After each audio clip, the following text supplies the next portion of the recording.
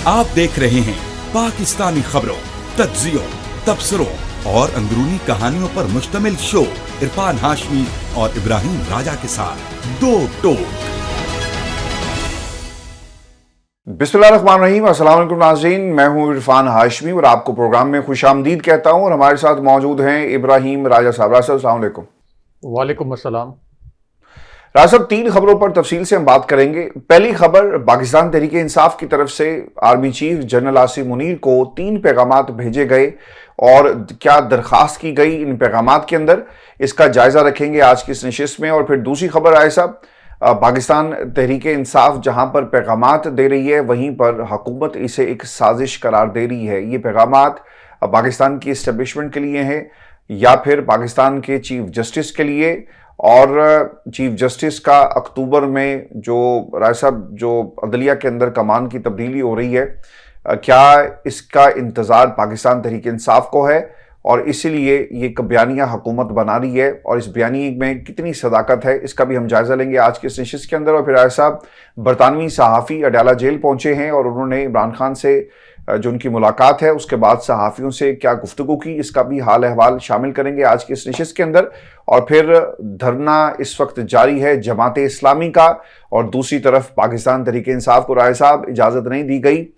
और जमाते इस्लामी को ना सिर्फ इजाज़त मिल गई बल्कि अब धरना देकर वो बैठ गए हैं और ये भी कहा जा रहा है कि वो इस्लामाबाद रेड जोन में भी दाखिल होंगे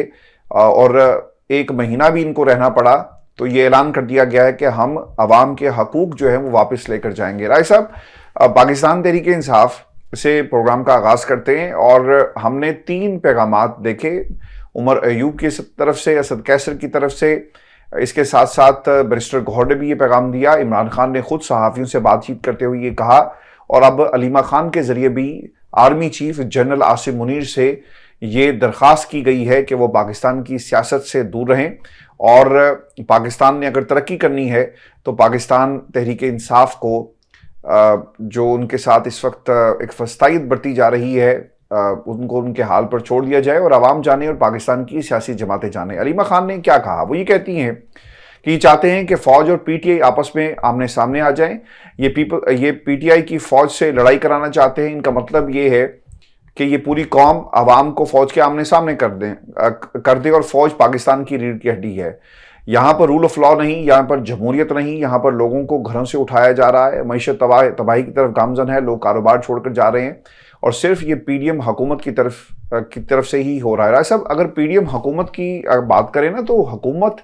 पीडीएम के दौर में यानी इस शहबाज हुकूमत ने 3 टर्न्योर्स एंजॉय किए।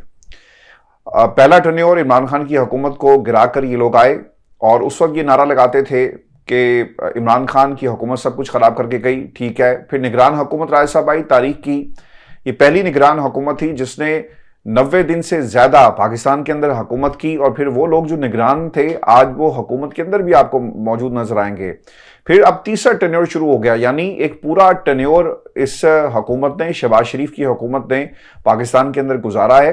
अगर आज पाकिस्तान यहाँ पर खड़ा है तो राय साहब 3 साल तो बहुत होते हैं किसी भी हुकूमत को स्टेबल होने के लिए और पॉलिसीज़ को कंटिन्यू करने के लिए, लेकिन पीडीएम जो करके गई थी आज वो उसी तरह की पॉलिसीज़ हमें नज़र आ रही हैं। Having said that, Imran Khan ने जनरल आसिम मुनीर को क्या पैगाम दिया और अलीमा खान ने आज ये मीडिया से बात करते हुए ये पैगाम जो था वो आर्मी चीफ तक पहुंचाया कि हम दरख्वास्त कर सकते हैं कि आप मुल्क की खातिर न्यूट्रल हो जाएं, इस मुल्क को चलने दें, इस मुल्क को आगे बढ़ने दें, ये मुल्क तरक्की करेगा। 9 मई के हवाले से भी खान साहब का बड़ा वाज़ेह पैगाम है कि आप फुटेज में जो लोग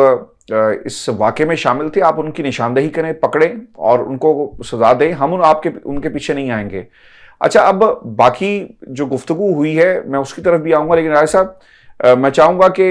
इसका एक जायज़ा हम ले लें कि अब हालात ऐसे क्या तब्दीली आ गई है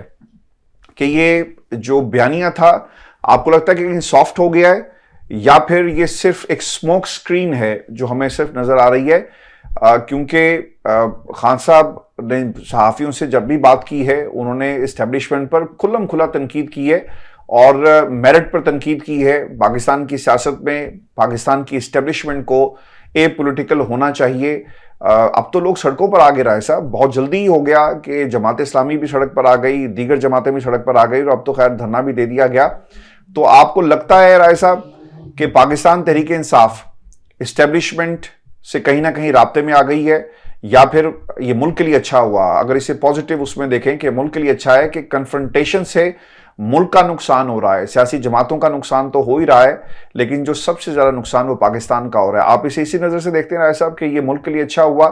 کہ کنفرنٹیشن والی سیاست اب ہمیں ختم ہوتی ہوئی نظر آ رہی ہے، اگر ایک احساس ذمہ داری اور دوسری طرف سے جو اے پولیٹیکل ہونے والی بات ہے اس پر چلا جائے تو؟ دیکھیں ہاشمی صاحب، army chief general Asim Munir اور عمران خان صاحب کے متعلق آج کے دن میں اب سے کچھ دیر پہلے ایک بڑی کڑاکے دار خبر آئی ہے، اور اسی خبر میں آپ کے سوالات کے دو اہم جوابات چھپے ہیں. یہ خبر مختصراً اپنے ویورز کے ساتھ شیئر کرتے ہیں. ایک تو آپ نے جو کہا کہ army chief general Asim Munir کے نام علیمہ خان صاحبہ نے ایک پیغام بھیجا. عمران خان صاحب کا پیغام عمر ایوب نے اپنی زبانی عوام تک، جی ایچ کیو تک اور آرمی ہاؤس تک پہنچایا. اب اس کے اندر دو اہم نکات یہ ہیں کہ عمران خان صاحب نے اور پی ٹی آئی نے خود کو پاکستان کی سب سے بڑی عوامی طاقت کے طور پر منوا لیا. عمران خان صاحب نے اپنی مقبولیت اس حد تک ثابت کر دی کہ پاکستان کی ملٹری اسٹیبلشمنٹ ہو، پاکستان کی عدالتی اسٹیبلشمنٹ ہو یعنی جسٹس فائز عیسیٰ کی اسٹیبلشمنٹ ہو، پاکستان کے الیکشن کمیشن کی اسٹیبلشمنٹ ہو یعنی سکندر سلطان راجہ چیف الیکشن کمشنر کی اسٹیبلشمنٹ ہو، یا پاکستان کی جو افسر شاہی ہے جو کہ چیف کمشنر، ڈپٹی کمشنر اور اسسٹنٹ کمشنر، جن کو عمران خان صاحب اور تحریک انصاف کے خلاف استعمال کیا گیا، عدالتی اسٹیبلشمنٹ کو بھی، ملٹری اسٹیبلشمنٹ کو بھی اور الیکشن کمیشن کی اسٹیبلشمنٹ کو بھی. تو ان تمام اسٹیبلشمنٹس کو عمران خان صاحب نے ووٹ کی طاقت سے 8 فروری 2024 کے الیکشن میں پیچھے دھکیل دیا. یا زیادہ آسان الفاظ میں یہ کہہ سکتے ہیں کہ عمران خان صاحب نے یہ جو مختلف نوعیت کی اسٹیبلشمنٹس تھیں ان کو 8 فروری 2024 کے الیکشن میں شکست دے دی. اب اس کے بعد یہ جو مختلف اسٹیبلشمنٹس ہیں ان کے پاس کیا آپشن تھے؟ یعنی جو سب سے زیادہ اس وقت سٹیکس تھے وہ پاکستان کی آرمی کے موجودہ صورتحال میں سب سے زیادہ جو ساکھ متاثر ہو رہی تھی وہ پاکستان کی اسٹیبلشمنٹ کی یا پاک فوج کی قیادت کے حوالے سے جو سوالات کیے جا رہے تھے. یعنی جسٹس فائز عیسیٰ کا ٹینیور تو ابھی ختم ہو جائے گا 90-93 دن کے بعد، سکندر سلطان راجہ کا دور بھی ختم ہو جائے گا، لیکن پاک فوج کے ادارے کے طور پر اگر اس کی ساکھ پر کچھ سوالات کھڑے ہوں، اور ایک ایسی صورتحال میں جب ایک ایسی پارٹی جس کے پیچھے 90% عوام کھڑے ہوں، تو یہ تو کسی بھی فوج کے لیے ایک مثبت صورتحال نہیں ہو سکتی بلکہ انتہائی منفی صورتحال ہوگی. تو عمران خان صاحب کے army chief general Asim Munir کو بھیجے گئے پیغام کی اس لیے اہمیت ہے کہ عمران خان صاحب اس وقت پاکستان کی سب سے سپیریئر قوت ہے. سب سے سپیریئر قوت ہے. کوئی بھی قوت عوامی طاقت سے سپیریئر قوت بنتی ہے. یہ کوئی عدالتی آئینی اختیارات سے کوئی قوت سپیریئر قوت نہیں بنتی. کوئی بندوقوں سے، ٹینکوں سے کوئی بھی قوت سپیریئر قوت نہیں بن سکتی. کوئی الیکشن کمیشن کے اختیارات سے سپیریئر قوت نہیں بن سکتی. پوری دنیا کا جمہوری معاشروں کا یہ مسلمہ اصول ہے کہ جس جماعت کے ساتھ عوام کھڑے ہیں وہ جماعت جو ہے وہ سپیریئر ہے. تو عمران خان صاحب نے اپنی جو طاقت ثابت کرنی تھی اور عوام نے جو ثابت کرنا تھا کہ ہم عمران خان صاحب کے ساتھ کھڑے ہیں، وہ عوام نے ثابت کر دیا. اب اس پوری سچویشن میں یہ جو بریف سا ایک پس منظر میں نے بیان کیا، اس میں عمران خان صاحب کا جو army chief general Asim Munir کے نام پیغام ہے، اس کی 2 وجوہات کی بنا پر بہت اہمیت ہے. یہ کوئی شہباز شریف یا مریم نواز کا بھیجا ہوا پیغام نہیں ہے جو کہ شفاف الیکشن کے نتیجے میں 2 نشستیں صرف جیتتے، جو کہ ایک عالمی ادارے کی رپورٹ ہے. ان کے پیغام کو آرمی چیف نے یا جی ایچ کیو نے کسی قسم کی اہمیت نہیں دینی تھی کیونکہ یہ تو ایک جعلی مینڈیٹ کے ذریعے مسلط کیے گئے.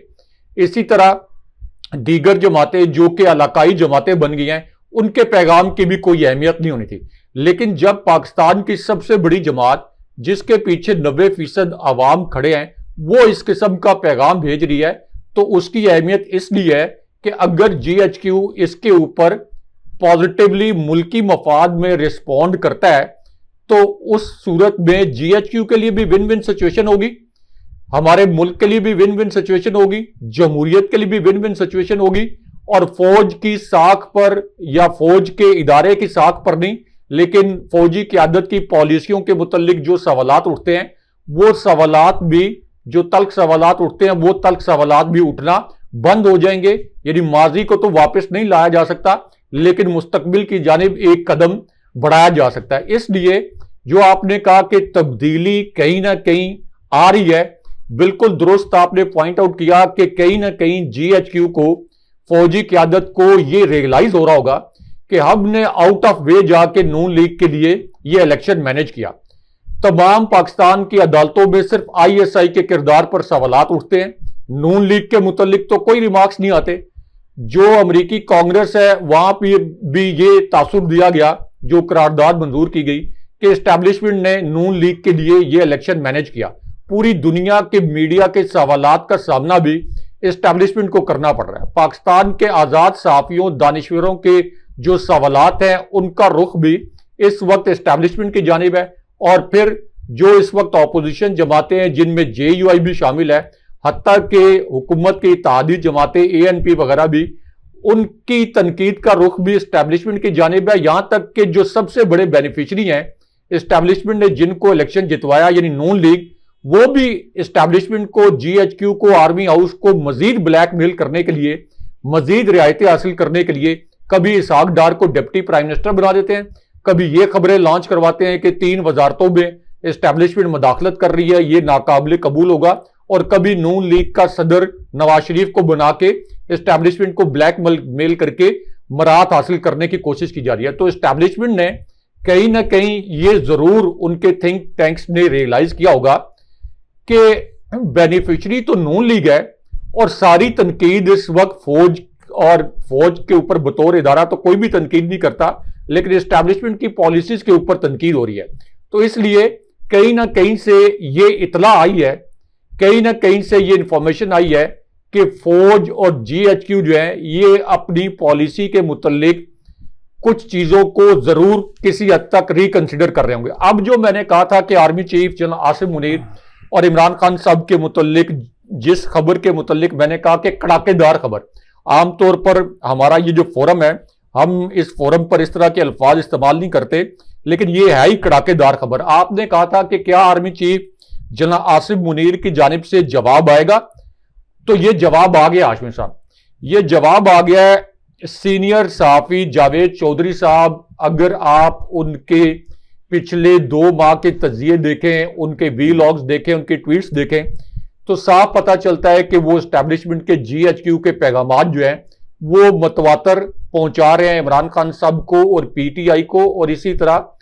جو انصار عباسی صاحب اسٹیبلشمنٹ کے بہت قریب گردانے جاتے ہیں وہ بھی اپنی خبروں کے ذریعے صلح صفائی کا پیغام دے رہے تھے اسٹیبلشمنٹ کی جانب سے کہ عمران خان صاحب ہمارے ساتھ صلح صفائی کر لیں. تو جاوید چودھری صاحب نے اب یہ کہا ہے کہ یہ بات 100% یقینی ہے کہ اگر عمران خان صاحب اور پی ٹی آئی 9 مئی کے واقعات پر صدقے دل سے معافی مانگیں تو یقین کریں آدھے گھنٹے میں معافی مل جائے گی. کوٹ ان کوٹ جاوید چودھری صاحب کہہ رہے ہیں، اسٹیبلشمنٹ کا آرمی ہاؤس کا پیغام عمران خان صاحب کو دے رہے ہیں کہ اگر عمران خان صاحب اور پی ٹی آئی 9 مئی کے واقعات پر معافی مانگ لیں تو صرف 30 منٹ میں یہ معافی مل جائے گی. یہ پیغام جاوید چودھری صاحب کیسے کہہ سکتے ہیں؟ وہ کوئی آرمی چیف تو نہیں ہے. اس کا مطلب یہ ہے کہ جاوید چودھری صاحب کو کسی نے خبر دی ہے، کسی ملٹری آفیشل دیں، کسی ملٹری ذرائع دیں کہ اگر یہ ہو جائے تو ہمارے اور عمران خان صاحب کے اور پی ٹی آئی کے اختلافات ختم ہو جائیں گے. اب یہ کہا کیوں گیا ہے کہ عمران خان صاحب 9 مئی کے واقعات پر یا پی ٹی آئی 9 مئی کے واقعات پر معافی مانگ لیں؟ یہ کہا اس لیے گیا ہے کہ اسٹیبلشمنٹ نے عمران خان صاحب اور پی ٹی آئی کے متعلق 9 مئی کے متعلق جو بیانیہ بنایا، اس کے اوپر اسٹیبلشمنٹ کو ایک ایگزٹ تو چاہیے. اگر عمران خان صاحب 9 مئی کے واقعات پر کوئی ہومیوپیتھک سی وضاحت بھی نہ دیں یا یہ بھی نہ کہیں کہ یہ کسی غلط فہمی کا نتیجہ تھا، تو پھر اس کو اس طرح سے تعبیر کیا جائے گا کہ اسٹیبلشمنٹ نے اصولی طور پر عمران خان صاحب کے سامنے ہار مان لی ہے۔ ویسے تو عمران خان صاحب ثابت ہو گیا کہ اسٹیبلشمنٹ اور باقی تمام اسٹیبلشمنٹ عمران خان صاحب کو ہرانے میں ناکام ہو گئی ہیں، لیکن ظاہر ہے کہ ایک آپ کہتے ہیں کہ ایک آنریبل ایگزٹ یا ایک سیف ایگزٹ، ایک باوقار ایگزٹ جس بند گلی میں اسٹیبلشمنٹ داخل ہو گئی ہے، تو اس لیے عمران خان صاحب کو یہ پیغام بھیجا گیا۔ اس کے بعد جاوید چودھری صاحب یہ بھی کہتے ہیں کہ پی ٹی آئی کے ایم این ایس جو ہیں یہ آرمی چیف کو خط لکھیں اور یہ کہا جائے کہ کوئی کمی کوتاہی ہوئی ہے تو درگزر کر دیں۔ اور جاوید چودھری صاحب، چونکہ میں اسلام آباد میں صحافت کرتا ہوں، جاوید چودھری صاحب کی صحافت کو جانتا بھی ہوں، اور جاوید چودھری صاحب ایک بڑے زبردست کریٹو کالم نویس بھی ہیں، تو جاوید چودھری صاحب یہ جو بات کر رہے ہیں یہ ہوا میں نہیں کر سکتے، یہ انہوں نے اپنے سورسز کی بنیاد پر کی ہوگی، ویسے نہیں کر سکتے۔ تو اس کا مطلب یہ ہے کہ اسٹیبلشمنٹ وہی جنرل لودھی والا فارمولہ یا انصار عباسی صاحب نے اپنے اخبار میں جو فارمولہ لکھا تھا کہ عمران خان صاحب آرمی چیف کے متعلق اگر اپنے الفاظ کو مائلڈ کر لیں، نرم کر لیں، تو اتنی تیزی سے اسٹیبلشمنٹ اور عمران خان صاحب قریب آ سکتے ہیں کہ نون لیگ اور پیپلز پارٹی کی پوری سیاست ختم ہو سکتی ہے۔ تو ان 3-4 خبروں کو ملا کے پڑھ لیں تو اس کا مطلب یہ ہے کہ کہیں نہ کہیں یہ ریئلائزیشن ہو رہی ہے کہ عمران خان صاحب جن کے پیچھے 90% عوام کھڑے ہیں، ان 90% عوام کو عمران خان صاحب کے پیچھے سے ہٹایا بھی نہیں جا سکتا، ان 90% عوام کو لاپتہ بھی نہیں کیا جا سکتا، ان کو بحیرہ عرب میں غرق بھی نہیں کیا جا سکتا، ان کو قطار میں کھڑے کر کے گولیاں بھی نہیں ماری جا سکتی۔ یہ پاکستانی لوگ ہیں، اور اگر ان 90% عوام کی خواہشات کے خلاف اسٹیبلشمنٹ کھڑی رہی تو پھر نہ معیشت آگے جا سکتی ہے، نہ ملک آگے جا سکتا ہے، نہ ریاست آگے جا سکتی ہے۔ تو یہ کہیں نہ کہیں ریئلائزیشن ہو رہی ہے، اور یہ بڑی پازیٹیو ڈیولپمنٹ ہے جو کہ پیغامات بھیجے گئے ہیں۔ یہ اس کو اس طرح سے نہیں دیکھنا چاہیے کہ عمران خان صاحب نے اپنا کوئی رویہ نرم کر لیا، کیونکہ عمران خان صاحب اس وقت جو عوامی حمایت سے طاقت کے جس درجے پر موجود ہیں، عمران خان صاحب کو کسی سے ریکویسٹ کرنے کی ضرورت نہیں ہے۔ یہ عمران خان صاحب نے اقدام کیا ہے ایک آنریبل ایگزٹ دینے کے لیے اسٹیبلشمنٹ کو، تاکہ ملک آگے بڑھے۔ اگر اس ملک کی معیشت تباہ ہوگی تو یہ جو 90% لوگ پی ٹی آئی کے ساتھ کھڑے ہیں وہ بھی سفر کریں گے نا، میں آپ ہم سب سفر کریں گے، ہم سب کے دل کڑتے ہیں جب اس ملک کی معیشت کو نقصان پہنچتا ہے یا ریاست پاکستان کو نقصان پہنچتا ہے۔ کوئی بھی پاکستانی اپنی فوج کے خلاف بات قطر نہیں کرنا چاہتا، کوئی پاکستانی کیا دنیا کا کوئی بھی ملک ہو، اس کا کوئی شہری اپنی فوج کے خلاف بلا وجہ بات نہیں کرنا چاہتا۔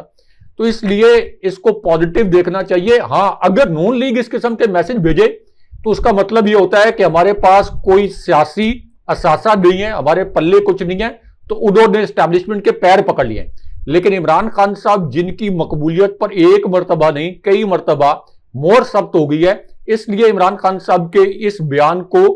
کچھ ہلکے جو نون لیگ کے قریبی ہیں وہ یہ کہہ رہے ہیں عمران خان صاحب نے اپنے سٹینس میں تبدیلی کی ہے۔ یہ سمجھنے کی ضرورت ہے، اور اس کے لیے تھوڑی سی عقل کی ضرورت ہوتی ہے جو شاید نون لیگ کے قریبی صحافیوں کے پاس ہے تو بہت زیادہ، لیکن یک طرفہ انہوں نے صحافت کرنی ہوتی ہے، اس لیے اس کو وہ کوئی اور اینگل دینے کی کوشش کر رہے ہیں۔ اچھا راج صاحب، یہ جو پاکستان تحریک انصاف کی جو اجازت والا معاملہ ہے، ہائی کورٹ سے بھی خبر ہے، لیکن اس سے پہلے جو آج ایک برطانوی صحافی جیل میں عمران خان کو ملنے کے لیے گئے، انہیں ایک تو ملنے کی اجازت نہیں دی گئی، اور انہوں نے عمران خان کے بارے میں کیا کہا؟ وہ یہ کہتے ہیں کہ عمران خان ایک بہت ہی سخت جیل کاٹ رہے ہیں، وہ اپنی بیرک میں سورج نہیں دیکھ سکتے، عمران خان اپنے خاندان اور دوستوں سے ملاقات نہیں کر سکتے، وہ ایک مشکل انسان ہے، جیل میں کتابیں پڑھ رہے ہیں اور عبادت کر رہے ہیں۔ عمران خان جیل میں خود کو پاکستان میں ہونے والے ڈرامے کے لیے تیار کر رہے ہیں۔ رائے صاحب، اس ڈرامے کا ڈراپ سین جو ہے جو پاکستان میں ہو رہا ہے، اب آہستہ آہستہ ہونا شروع ہو گیا، جماعت اسلامی میدان میں ہے، اور ان کو نہ روکا گیا، اور بلکہ ان کو عزت و احترام سے مذاکرات کی بات بھی ان سے کہی گئی اور انہیں دھرنے کی اجازت بھی دے دی گئی ہے۔ اب اسلام آباد ہائی کورٹ میں لوگ درخواست لے کر چلے گئے ہیں۔ رائے صاحب، دھرنے اور جو احتجاج ہے اس کے لیے آپ کو این او سی کی جب ضرورت پڑ جاتی ہے تو اس کا مطلب یہ ہے کہ دھرنا کرنے والے بھی، احتجاج کرنے والے بھی سنجیدہ نہیں ہیں، اور دوسری طرف سے بھی جو ہے وہ نہ ہی ہے۔ اسلام آباد ہائی کورٹ کی آج انہوں نے دہلیز پر قدم رکھا اور درخواست لے کر گئے،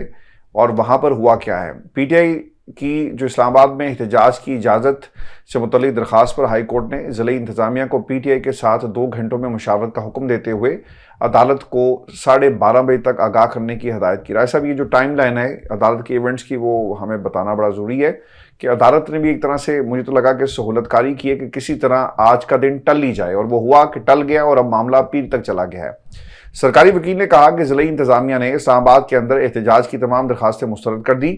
شہریوں کی حفاظت کے لیے اس وقت کسی کو کوئی اجازت نہیں مل سکتی۔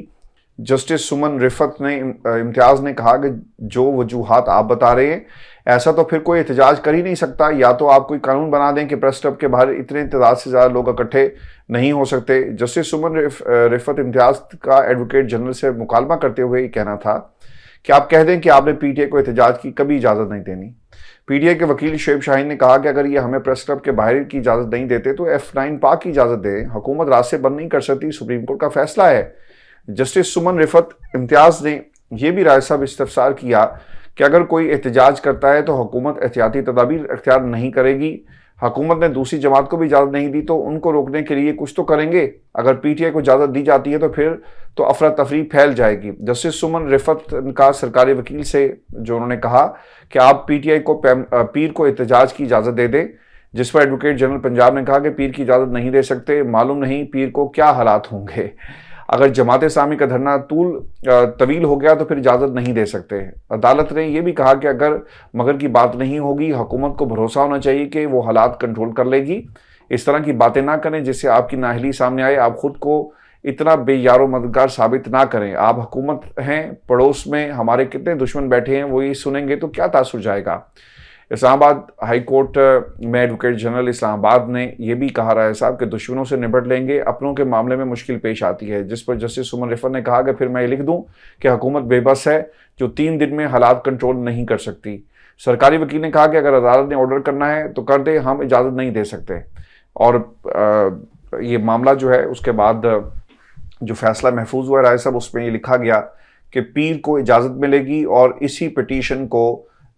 جو پٹیشن نئی ہے کے طور پر لیا جائے گا، نئی پٹیشن دائر کرنے کی کوئی ضرورت نہیں ہے، اور پھر اسلام آباد ہائی کورٹ نے اس معاملے کو پیر کے لیے لگا دیا۔ رائے صاحب، یہ ایک طرح سے سہولت کاری ہو رہی ہے، اور کیا ہو رہا ہے؟ آپ کو لگتا تھا کہ اسلام آباد اجازت دے گا، ہائی کورٹ اجازت دے گا، جج صاحبہ نے اجازت نہیں دی،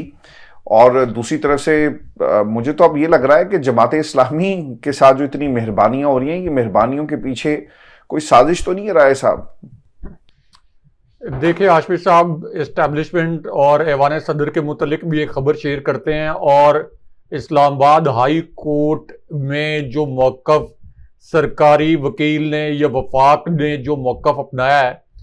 اس سے یہ ثابت ہو گیا ایک مرتبہ پھر کہ پی ٹی آئی اتنی بڑی عوامی طاقت ہے اور اس کے پاس اتنی بڑی اسٹریٹ پاور ہے کہ اس کٹ پتلی حکومت کو یہ لگتا ہے کہ پی ٹی آئی کا ایک جلسہ بھی اگر اس کو جلسہ کرنے کی اجازت دے دی گئی تو ایک جلسہ بھی شاید اس حکومت کو گرانے یا اس حکومت کے در و دیوار ہلانے کے لیے کافی ہوگا۔ یعنی آپ امیجن کریں کہ اگر پی ٹی آئی کوئی چھوٹی سی جماعت ہوتی، اس کی کوئی سیاسی پریزنس نہ ہوتی تو یہ 1 منٹ نہ لگاتے، کہتے کہ ٹھیک ہے پی ٹی آئی اپنے جلسے کا شوق پورا کر لے۔ اب اس میں آپ یہ دیکھیں کہ جب عمران خان صاحب کی حکومت تھی اور عمران خان صاحب کی حکومت کو آئے ہوئے ابھی 1.5 سال بھی نہیں ہوا تھا تو فضل الرحمان اسلام آباد میں دھرنا لے کے آگے تھے، اسلام آباد کے دل کے اندر وہ دھرنا لے کے آگے تھے، بطور صحافی میں اس دھرنے کو کور کرنے کے لیے جاتا تھا۔ اس کے بعد بلاول زرداری اسلام آباد میں ایک نام نہاد دھرنی لے کے آئے، جس میں سندھ پولیس کے اہلکار انہوں نے کارکنوں کے طور پر شامل کیے، اور پھر پی ڈی ایم نے بھی 2 مرتبہ لانگ مارچ کیے۔ لیکن عمران خان صاحب جب پرائم منسٹر تھے تو نہ تو کسی عدالت نے پی ڈی ایم کو یا بلاول زرداری کو روکا، اور عمران خان صاحب کو پتا تھا کہ ان کے ساتھ عوامی حمایت نہیں ہے، اس لیے عمران خان صاحب کو کوئی خوف و خطرہ بھی نہیں تھا۔ لیکن یہاں پہ عدالتیں بھی رکاوٹ بنی ہوئی ہیں پی ٹی آئی کو اس کا آئینی حق دینے کے معاملے میں، اور حکومت کو تو پتہ ہی ہے کہ پی ٹی آئی اپنی برتری 8 فروری 2024 کے الیکشن میں ظاہر کر چکی ہے، ثابت کر چکی ہے، تو اس لیے جماعت اسلامی کو تو دھرنے کی اجازت دے دی گئی 3 مقامات پر، لیکن پی ٹی آئی کو ایک جلسے کی اجازت بھی نہیں دے گی۔ بہرحال اس پر عمران خان صاحب نے اب یہ فیصلہ بھی کر رکھا ہے کہ اگر جلسے کی اجازت اگلی دفعہ نہ بھی دی گئی، این او سی نہ بھی ملا، تو تب بھی پی ٹی آئی یہ جلسہ کرے گی، اور اسلام آباد میں جو جلسہ ہوگا اس سے یہ بھی پتہ چل جائے گا کہ اسلام آباد کی تینوں نشستیں واقعی پی ٹی آئی نے 50-50 ہزار کے مارجن سے جیتی تھی۔ اب ہاشمی صاحب، ایوان صدر میں بھی 2 ڈیولپمنٹس ہوئی ہیں۔ ایک تو کچھ صحافی جو یہ خبریں لانچ کر رہے تھے کہ ایک ایمرجنسی کی صورتحال جو ہے وہ ایوان صدر میں ڈسکشن ہوئی کہ ایمرجنسی ملک میں نافذ کر دی جائے، تو میری ایوان صدر کے بڑے قریبی ذرائع سے بات ہوئی ہے اور میں نے ان سے یہ دریافت کیا کہ کیا صدر آصف علی زرداری واقعی ایمرجنسی کے کسی آرڈر پر دستخط کرنے کے لیے تیار ہو گئے ہیں، جس طرح کہ یہ کہا گیا کہ کوئی اسٹیبلشمنٹ کی کچھ لوگ ایوان صدر میں گئے ہیں۔ تو ایوان صدر میں جو میرے ذرائع موجود ہیں انہوں نے کہا کہ یہ خبر مکمل طور پر غلط ہے، اور صدر آصف علی زرداری کسی بھی صورت ایمرجنسی لگنے کا جو کوئی اقدام ہے اس کی نہ توثیق کریں گے نہ دستخط کریں گے، اور اس میں کوئی صدر آصف علی زرداری کا کریڈٹ نہیں ہے۔ اس کی وجہ یہ ہے کہ یہ ایک غیر آئینی اقدام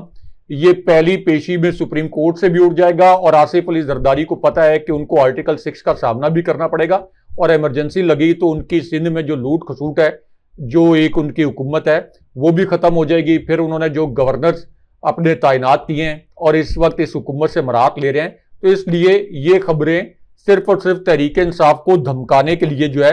یہ لانچ کروائی جا رہی تھی۔ اب ایوان صدر سے دوسری خبر یہ آئی ہے کہ سپریم کورٹ میں ایڈ ہاک ججز کی تعیناتی کی منظوری دے دی گئی ہے۔ 2 ججز جو ہیں ان کی تعیناتی کی منظوری دی گئی ہے۔ اس میں معروف مشہور جج سردار طارق مسعود، جنہوں نے اپنے 9-10 سال کے کریئر میں کل ملا کے 9-10 فیصلے لکھے،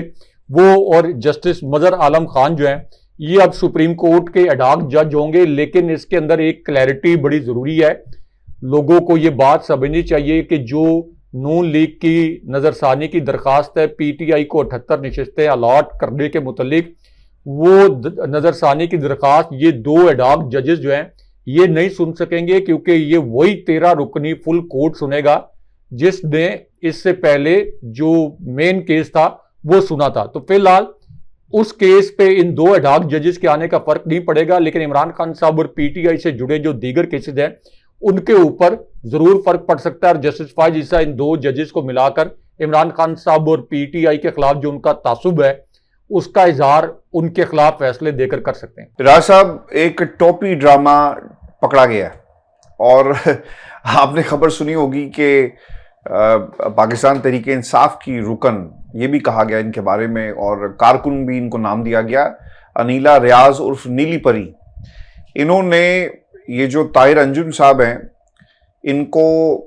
پنجاب اسمبلی کے باہر، غالباً لاہور کا یہ واقعہ ہے، وہاں پر پکڑ کر ان کی گاڑی سے ان کو اچھا خاصا دھویا اور ان مار پیٹ ہوئی۔ آبویسلی ایسا نہیں ہونا چاہیے تھا، اور مار پیٹ کوئی بھی کرے اس طرح کسی کو اجازت نہیں دی جا سکتی۔ اور پھر اس کی ویڈیو بن رہی تھی، لوگوں نے دیکھا، کپڑے پھٹ گئے۔ اور میں ان کو، طاہر انجم صاحب کو، میں لندن میں بھی نواز شریف صاحب کے دفتر میں کئی مرتبہ دیکھ چکا ہوں۔ ہم یہ ایکسپیکٹ کر رہے تھے، یہ جو باتیں کر رہے ہیں کہ میں عمران خان کے اوپر مقدمہ کرواؤں گا۔ آپ نے وہ ویڈیو سنی ہے ان کی پروگرام جس میں وہ یہ کہہ رہے ہیں کہ میں بانی پی ٹی آئی کے اوپر مقدمہ کرواؤں گا، میں اس کے اوپر تو کرواؤں گا لیکن میں بانی پی ٹی آئی کو نہیں چھوڑوں گا۔